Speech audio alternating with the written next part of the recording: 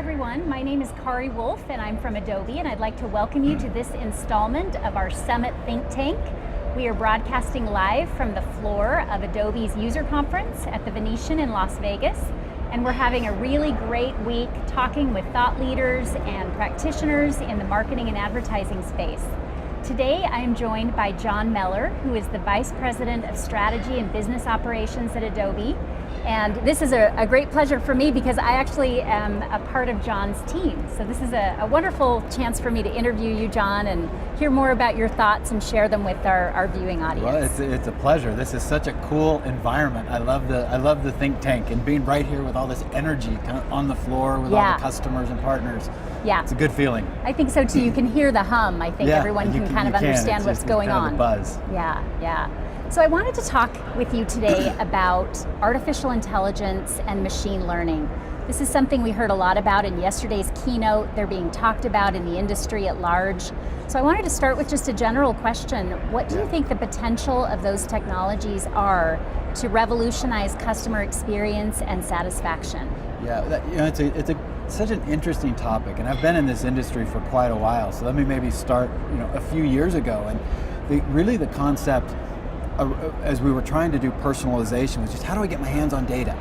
I need more data to be able to understand my consumer and to do personalization. And then how do I get more content? I need more content to be able to create better experiences and more unique experiences. And so the conversation was around just get it to me. Well, now it's coming and there's just so much of it. It's like, oh my goodness, how do I deal with all of this data, all of this content, and try and extract from this mountain of data an experience or an anomaly or an insight that I can use to make the experience I deliver more human.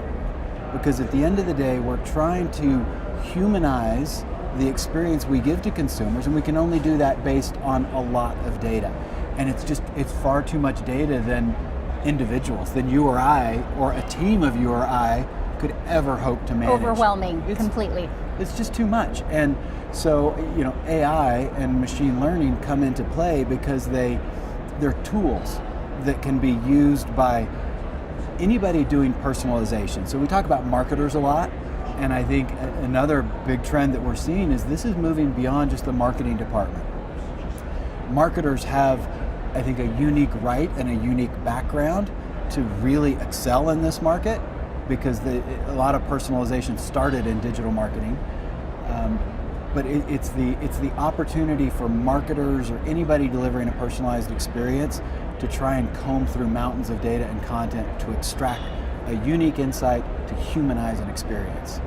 So it's a filtering mechanism. It's a way to separate out what's useful and relevant from the myriad data that's available to any of us. Yes, I think that's a good way to put it. And there are things that machines can learn that can take care of a lot of the mundane tasks that creative people or marketers or anybody doing personalization have to deal with. And if we can let the machines do that work, we can get back to our jobs of being empathetic, of being strategic, of being putting ourselves in our customers' shoes. And doing what only the humans in the equation can do. Right. That actually leads me to my next question. There are some digital marketers who might be wary about machine learning and AI, fearing that it will make them and their work irrelevant. What would you say to people who might have that fear in the backs of their minds? I would say think of machine learning and artificial intelligence as a tool.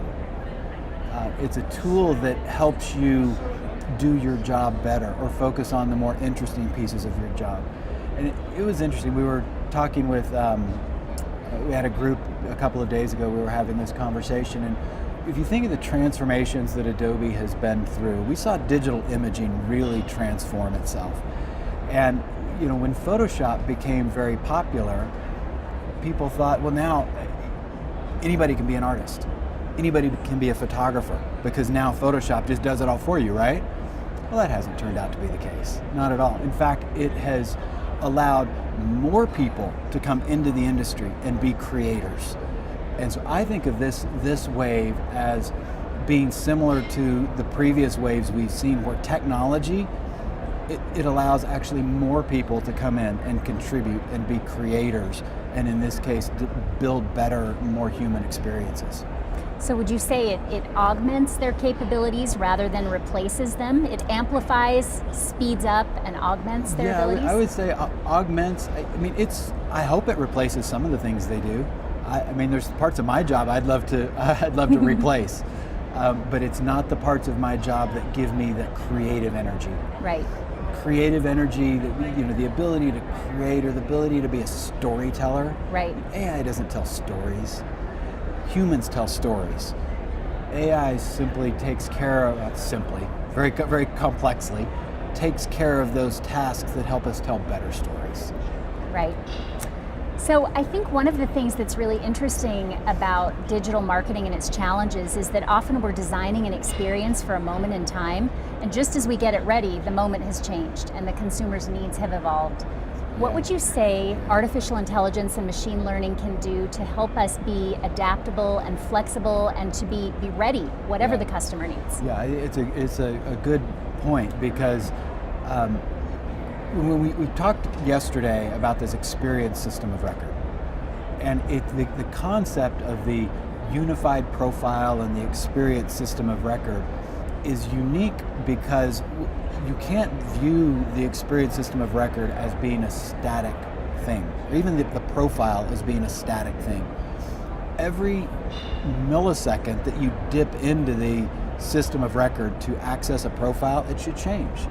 It should change based on behavioral information that's being measured. It change based on location, time of day, the temperature, the weather. All those factors give us context about what an individual is dealing with. And assuming that individual has opted in for us to measure this kind of information and build experiences based on this information, that profile it should be living and breathing. So it's sort of, I think of it as a system. It's like these two infinite loops of data and content that come and intersect and are constantly evolving and constantly learning and building on itself, so that you're right, we don't have any static information about individuals. Now the challenge is, as you said, I just got the experience built, and now you've changed locations. Or the weather's changed, or some other contextual element has changed. But that's why automation, artificial intelligence, and machine learning, it can't just stop with the data elements. It's got to, you have to push it out to the action elements, right? So the targeting infrastructure, the personalization infrastructure, all of that has to be connected together. And I think it was interesting how we discussed it yesterday. Is a lot of companies can do one part of this. They can do maybe data collection really well, or they can do machine learning really well, or data governance really well. But doing those things in one stitched together system is what allows you to go from profile to action and experience in milliseconds. Right. And you don't do it once, you continually circle back. Lather, rinse, repeat. That's right. I want to wrap up with a really simple question, but one that might lead us to some interesting places. I learned this week that you are a well-known country music fan, which makes sense. I didn't know this about you, but it makes sense. And I wanted to find out what you think we can learn from the principles of country music about the importance of honoring stories and experiences. Wow, I bet this is the first time country music and AI have been used. I think so. Within a minute or so of each other.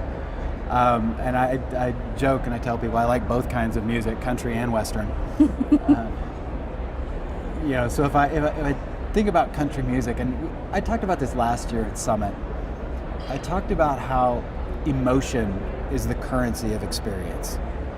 And for all of the kind of data and the science that we put into experience, an experience is only successful if it makes somebody feel something. And emotion is what we're trying to help our brands express and help our customers feel. And country music is all about emotion, right? You know, it makes you cry. You know, people joke and say you play a country music song backwards and you get your dog back, your girlfriend back, and your money back. It's emotion. That's the tie I would make.